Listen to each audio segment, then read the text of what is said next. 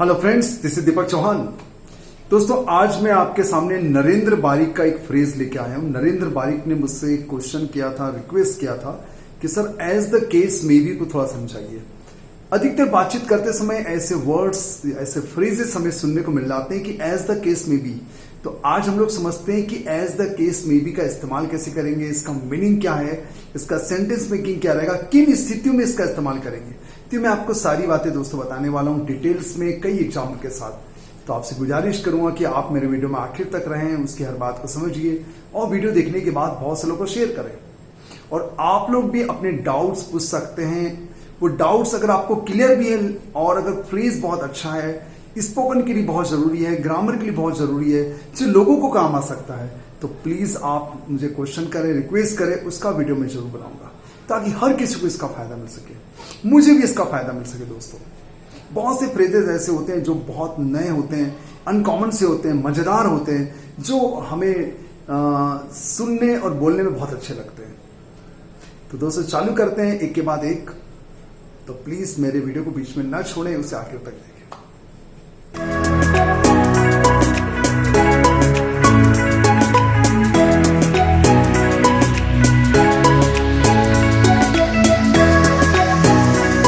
तो दोस्तों, समझते हैं कि as the case may be का हम लोग इस्तेमाल कैसे करेंगे, इसका सेंटेंस मीनिंग क्या होता है।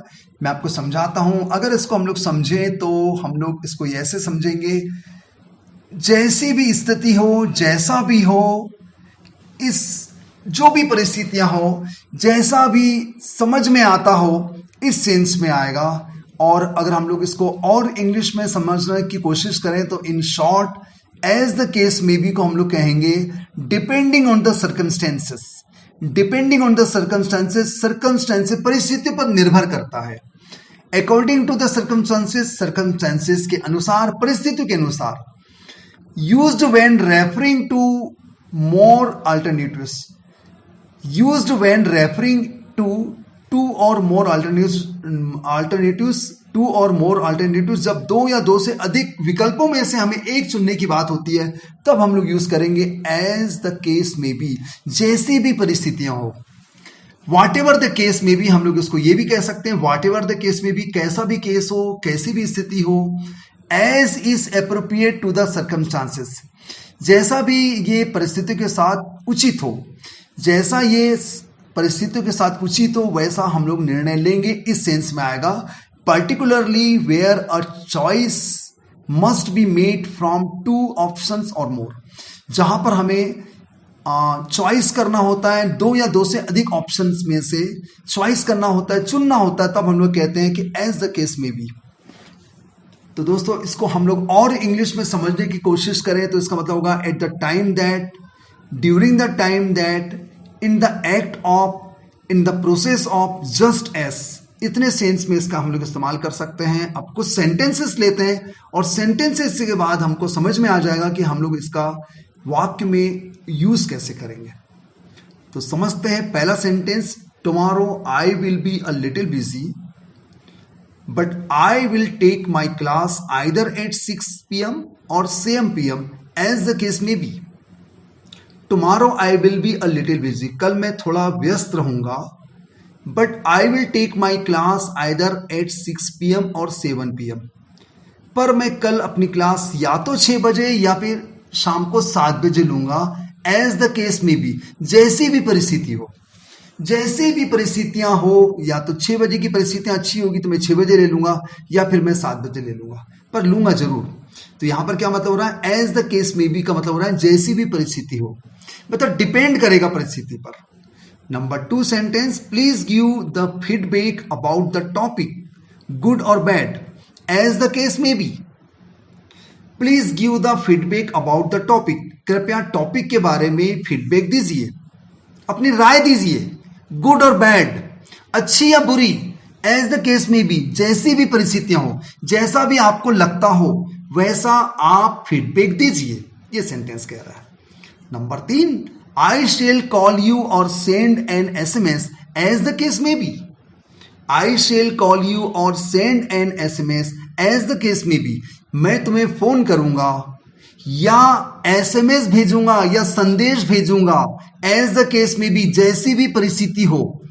अगर कॉल करने का समय रहा तो मैं कॉल कर दूंगा, या फिर मैं तुम्हें एसएमएस भेज दूंगा। जो भी परिस्थिति होगी मैं वैसा काम करूंगा। मतलब दो विकल्पों में से एक विकल्प को हम लोग चुनेंगे, या तो कॉल या तो SMS. Number 4, many people will continue their jobs or they will change their business, as the case may be. Many people will continue their jobs, बहुत से लोग अपने जॉब्स को जारी रखेंगे, कंटिन्यू रखेंगे, चालू रखेंगे। और they will change their business, as the case may be, या वे अपना बिजनेस बदल देंगे। जो भी परिस्थिति हो, या तो चालू रखेंगे या फिर अपना बिजनेस बदल देंगे। जो भी परिस्थिति हो, डिपेंड करेगा कि उनको चालू रखना है कि उनको नया बिजनेस चालू करना है। Next number, I shall come to meet you while going to the office or returning from the office, as the case may B.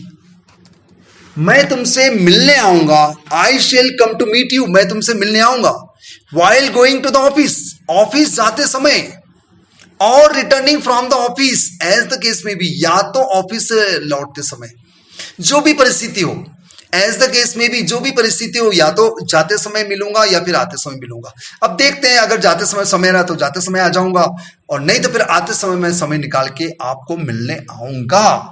As the case may भी, जो भी परिस्थिति होगी, जो भी परिस्थिति मुझे सुटेबल लगेगी, एप्रोप्रिएट लगेगी, अकॉर्डिंग टू द सर्कमस्टांसेस, मैं आपसे मिलने आऊंगा। ये सेंस निकल रहा है। Next sentence, students must be given money और some gifts, as the case may be. Student must be given money, छात्रों को मनी दिया जाना चाहिए, छात्रों को मनी दिया जाना चाहिए, पैसे दिए जाना चाहिए, और सम गिफ्ट्स, या कुछ तोहफे दिए जाने चाहिए। एज द केस में भी, जो भी परिस्थितियां हो, जो भी सर्कमस्टांसेस बने, उस हिसाब से काम किया जाना चाहिए। या तो उनको मनी देना चाहिए या फिर उनको गिफ्ट्स देने चाहिए। अब दो में से कोई एक चॉइस करेंगे। नेक्स्ट सेंटेंस और last sentence, we shall decide who will go to deliver the speech first, as the case may be. We shall decide, हम लोग डिसाइड करेंगे। Who will go to deliver the speech first, कौन सबसे पहले भाषण देने जाएगा, कौन सबसे पहले स्पीच देने जाएगा। एज द केस में भी, जो भी परिस्थितियां बनेगी उस हिसाब से हम लोग फर्स्ट किसी व्यक्ति को भेजेंगे, किसी एक पर्सन को पहले भेजेंगे। जो भी परिस्थितियां बने, जो भी सर्कमस्टांसेस होता हो, जो भी उचित लगता हो, जो भी प्रॉपर लगता हो, जो भी एप्रोप्रिएट लगता हो, उस हिसाब से हम लोग काम करेंगे।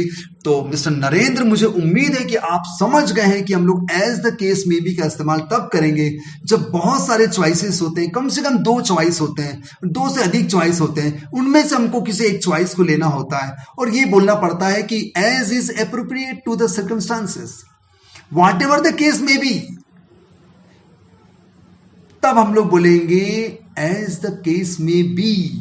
यस, और मैं आपसे उम्मीद करूंगा कि कम से कम इसका एक सेंटेंस बना के आप लोग बताएं अपने मन से, अलग अलग सेंटेंस, और मैं चेक करूंगा कमेंट सेक्शन में कि आपने उस सेंटेंस को कैसे बनाया। तो please use as the case may be in your sentence, और sentences should be very nice और वेरी फैंटास्टिक, मार्वेलस, ताकि मुझे मजा आ जाए सेंटेंस को देखकर, मैं समझ जाऊं कि नहीं, मैंने आपको बहुत अच्छे से समझाया है। तो प्लीज कम से कम मेरा सम्मान, मेरी इज्जत रख लीजिए आप लोग। Thank you very much. बहुत जल्द मिलेंगे इसी प्रकार की नई कोशिश के साथ, नए प्रयोगों के साथ, आपके मेरे डाउट के साथ। धन्यवाद, थैंक यू वेरी मच। और बहुत लोगों को शेयर करना भूलना नहीं दोस्तों। थैंक यू, धन्यवाद, शुक्रिया। थैंक यू वेरी मच मेरे वीडियो आखिर तक बने रहने के लिए। और वीडियो अच्छा लगा तो लाइक करें, अधिक से अधिक लोगों को शेयर करें। चैनल में नए हैं तो प्लीज सब्सक्राइब कर लीजिए, क्योंकि इस प्रकार के मैं बहुत सारे टॉपिक लेके आने वाला हूं जिसमें हमारी इंग्लिश सचमुच में डेकोरेटिव, अफेक्टिव, ब्यूटीफाई हो जाएगी। और दोस्तों, आजकल मैं ऑनलाइन क्लास भी लेता हूं शाम को 6 से 7। आप लोग आइए, अपने डाउट्स को दूर करें और अपने डाउट्स पूछ सकते हैं। मैं उसका वीडियो जरूर बनाऊंगा, लेकिन आपको कमेंट सेक्शन में डाउट्स पूछना है। ओके दोस्तों, thank you very much. Lockdown का भरपूर फायदा उठाइए, बहुत कुछ नया नया सीखिए और सिखाइए। थैंक यू वेरी मच, धन्यवाद।